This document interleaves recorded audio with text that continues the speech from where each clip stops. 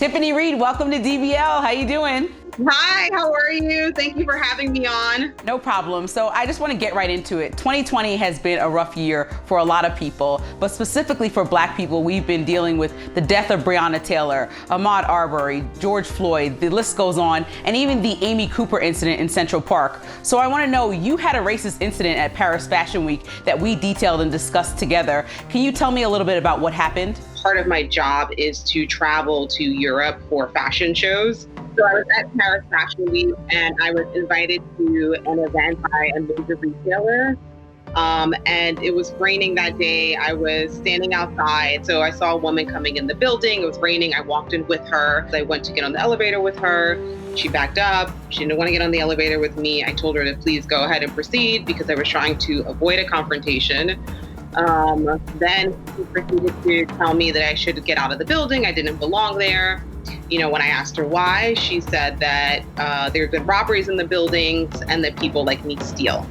And she kept saying, people like you, people that look like you steal, and you need to get out of the building right now. She continued to verbally attack me, threatened to call the cops. She did eventually call the cops. The argument got so loud that a neighbor came downstairs. The neighbor, who also was a white woman, then cornered me with her. They both told me that I need to get out of the building, that I would be stealing. I explained to them, I'm dropping off clothes for a designer event. I have a driver outside. I don't need to steal from you guys. I'm a professional working woman. Then physically, they tried to grab my arm and pull me out of the space. Then I went immediately to leave the building because I did not feel secure there. And my driver, luckily, was a Black man.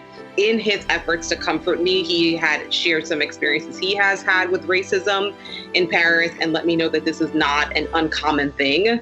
So unfortunately, this was not the only time you experienced racism in your career. So can you talk about other times that you have spoken to me about experiencing it? Before we even get inside of the office, where we have to deal with microaggressions being Black women and men in corporate America, we have to have a fight before we even step into the office. So, there's an added layer of stress that our white counterparts don't have to deal with. So how can the fashion industry change to do better for people of color? So I think fashion industry, like I said, has a lot of work to do in general, but it's about people in color. The first Black photographer to shoot a Vogue cover was in 2018. So think about that long of a stretch that it took for the first Black photographer to shoot for the cover, right? We need to put systems in place to support mentoring, paying them livable wages, making sure that they're getting paid what their counterparts are.